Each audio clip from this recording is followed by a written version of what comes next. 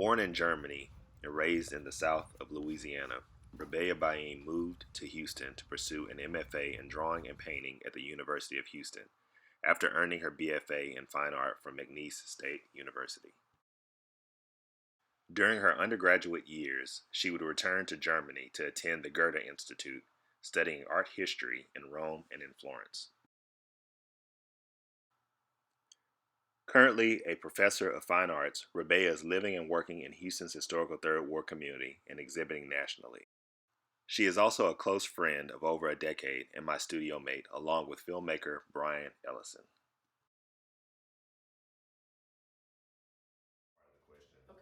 Okay, so in your words, like, what's the defined purpose of the work that you do as an artist? Like, what is the purpose? What is the tool? Why do you do what you do? Well, why do I do what I do? Because I like being poor? Because okay. My brother and I have had this conversation. Why do we do it? Because if we don't do it, we are miserable, we are unhappy, unfulfilled, miserable human beings. The worst I've ever felt about myself in life is when I wasn't making work. And so I make art to get everything out. Yeah. You know, and it's just, there's really no one straight answer other than when I'm not making, I'm so miserable. It's my purpose. Yeah. Yeah. And the beauty of it is I knew early on. Yeah. I mean, I was gonna say, like, you're again for multiple reasons, you know, why I admire who you are as an artist, but I think that part of your success as an artist lies in the fact that you have been smart about the opportunities that you take. Like, you're not, What do you mean? Like, so for instance, like when you do a project, you know that you have to get paid as an artist. Like, you know that there has to be a financial backing of the work that you do, your ideas. You have to have support for your livelihood. And so for many artists, especially those who have not shown work or who have never been in opportunities to kind of present themselves to the general public, they don't know what that process is like. And so could you speak a little bit to how you go about making decisions about that, or is that something that... Yeah, absolutely. How do I go about making decisions on whether I want to take a project or not, based on what I think my worth is, and whether or not I'm going to get compensated for it, money-wise, is something I had to learn. Because younger Rabéa just really thought every opportunity was one I had to take. Right. And I don't like to talk about gender disparity so much, but it really took male artists to teach me that. Because in my women artist circle, we do everything and we don't demand pay, and we just, I'll take care of all of it. And it took my male counterparts and just observing them, and some of them like being very frank and telling me, like, stop saying yes to everything. Stop accepting every opportunity to exhibit. You don't want to be the most popular name on the bill. You know, you always want to be in a space where there's better people above you. That really meant something to me. And I was like, yeah, I want to always have a little bit of a ladder on that roster, and then be like in that you know, they say if you're the smartest person in the room, you're in the wrong room. Right. No. That rarely happens to me, by the way. Whatever. I just think everybody. You're the smartest person in the room right now. Hey. We have to start demanding certain things, otherwise it'll never be offered. And I just felt like my male counterparts, it was just a given. Just because of they were male artists. I don't know if it's just maybe just it's so clear, and I'm learning that clear is kind. And that's a new lesson for me. Clear is kind. If you need something, ask for it. If anyone asks me for anything, I would love to help, but you have to ask me. Usually, you know, so learning that clear is kind, learning to, like, I'll do this, but is there any, like, what's the stipend? And it's usually very minimum, but it'll cover it. It's a what's the word I'm trying to use? It at least acknowledges someone's worth. And I do it in the reverse. I don't. You have to age out of expecting everybody to do things for free. Mm-hmm. But Delita Martin, that's my sister. She's my Rue sister. Mm-hmm. You know, and Lovey as well. Please talk about that, like collaborations. Like what is... Yeah, in my Rue collective, we were all in denial about, well, Lovey and I were the most in denial about not wanting to be a collective because we just felt like we work better on our own. You know what I mean? And so our Rue collective kind of formed itself without us saying, okay, we're a collective now. Like this is what... But along the way, watching everyone navigate their own careers has been the best teaching moment for me outside of graduate school, really, because everyone's career is so different. You kind of talked about this a little bit, but like, I have some ideas of how I feel like your work fits into the cultural landscape based on just knowing you and the conversations we've had before. But like, as an artist, as a creator, just as a person, a citizen, how do you feel that your work fits into the overall cultural landscape of where we are now? How does my work fit into the cultural landscape of where we are now? Where are we? Speeding on a freeway, heading for... You know, I like to say this often, and that is make something every day to prove that you were alive. Because in future times, archaeologists, art historians are going to be digging and finding things, and our voice is going to be important because the voice of, or the artist's voice is usually complements the people's voice, whereas the media, not so much. Yeah. You know what I mean? Or like politicians, not so much. And even people who write history, it's usually swayed. You know, we have years of examples of that where one ruler may have been exemplified a little more than like what actually happened, you know, but if you look at art and the work that the people made, those are the clues, again, kind of fitting in those spaces that are not like delivered to us through textbooks. But different things are important now. Like my work has more of an element of activism in it than I ever meant it to. Or I always had that sort of voice side of me, and voice is activism, and hair is politics. Yeah.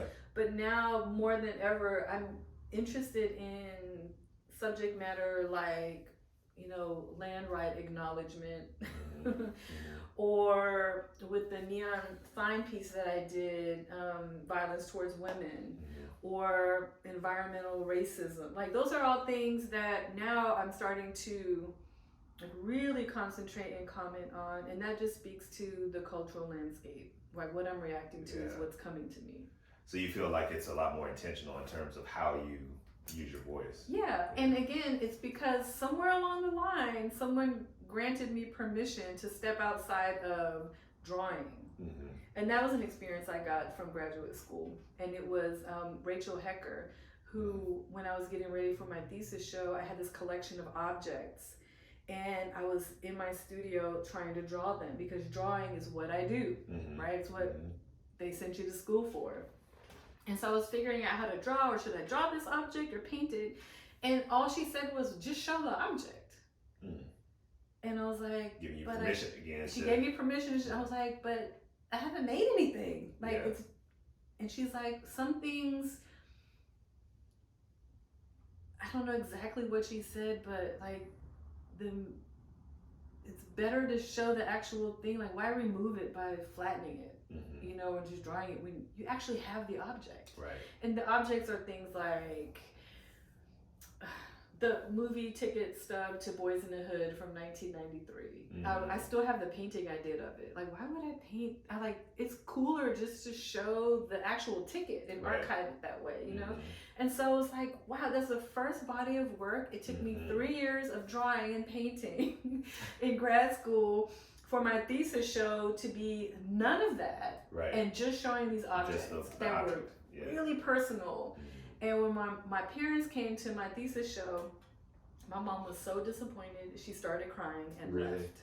Oh man, really? She was traumatized. And my dad was like, "That's my daughter. Right Yeah. there. That's my kid." Because I was showing really personal objects, and my mom couldn't understand why didn't I make a hair drawing, or why didn't like she loves when I draw architecture because she's looking at it in purely form and purely technical and aesthetic. Okay, so do you find it difficult? So we talked about like processing through all these different ideas and perhaps a different phase of evolution that you've experienced as an artist, as a visual artist. And again, you've been making work. How long have you been making work for? Can you go back to like when you felt that you were a fully formed artist and you were actually making work? Like that you made work as an artist. Like what is your You know what? timeline? I really go back to that moment. It was at 1996 because I still have the poster when Michael Ray Charles lectured at McNeese. I really go back to that moment so often because that's when I made the conscious decision to allow myself to refer to myself as an artist. Okay. I had a long way to go, of course, before I realized what the business of it was and the sort of professional like. And when I got to the University of Houston, and I had opportunities there to just start showing in spaces outside, like where no one knew me. So that kind of started happening 2004.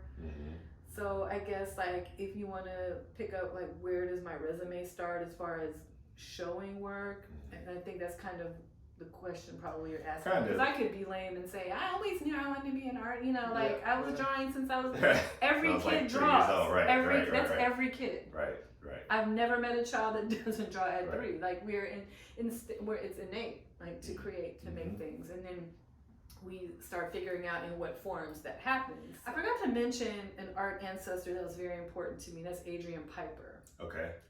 Very important person in my practice because ever since I read that she wanted to, I think she was a pianist and she could not perform. She was like paralyzed, and that's when she decided she would be a visual artist.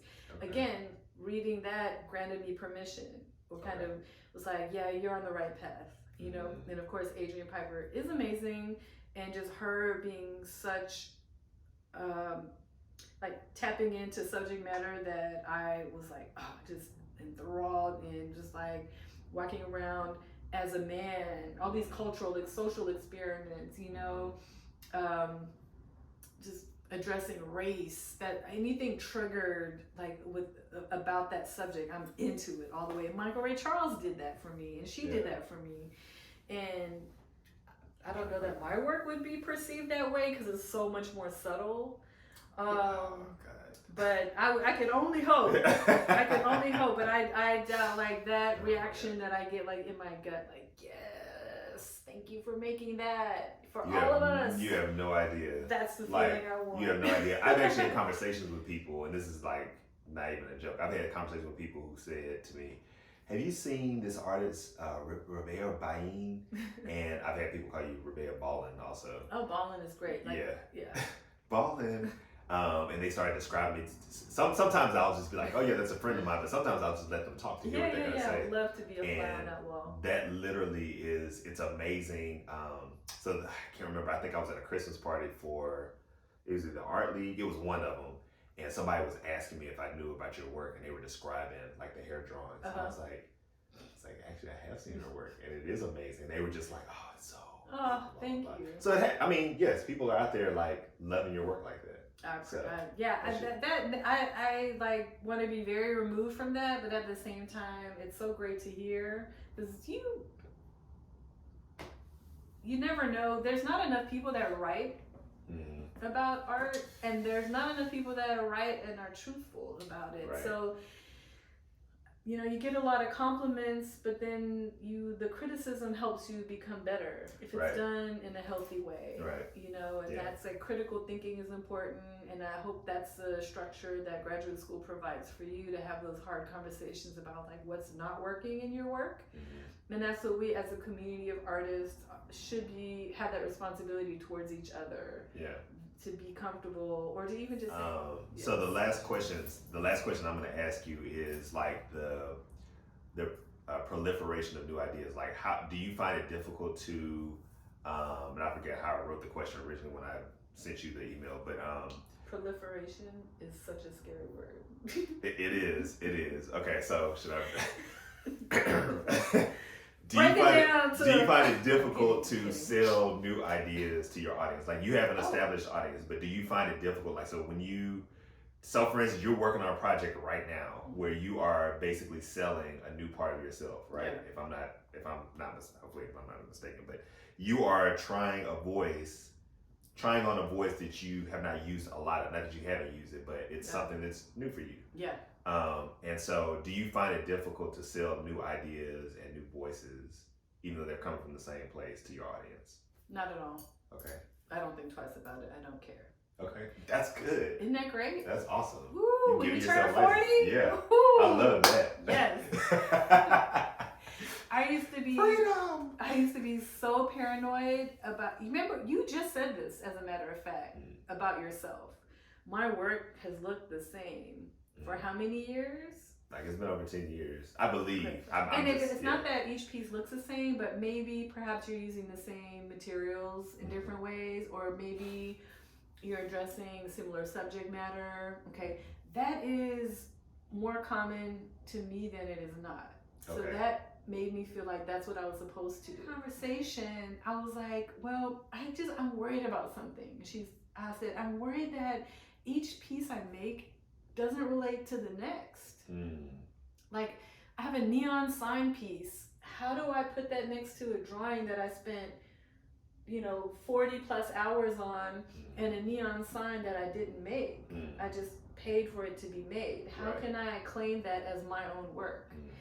And it seemed like those pieces you have there, or this piece you like, it's like I feel like there's a disconnect. And it takes people with a different voice, curators, gallerists, other artists, coming in the studio and confirming it all relates. You're being paranoid. Yeah. And once I figured that out, like, I can make whatever I want. I love that. And I'm not responsible. I can't bear that responsibility of whether it's going to be successful or what, because I will crumble under that pressure. Right. It's successful because you've given yourself clearly license to be able to do that. So that makes it a success just off the jump. Yeah, and now I'm working on an outdoor sculpture project, of which is completely out of my area. I don't even have the words to form on how. I'm not going to say inadequate. I'm up for it. No, you're up for it. I know it's going to be dope. Happen. Yeah. But I honestly have no idea how it's going to happen. I have to figure all of that out. And that's a really exciting space to be in. That's what I was going to ask. That's what I like about trying, different processes. I'm here for it. Yeah. Awesome. Okay.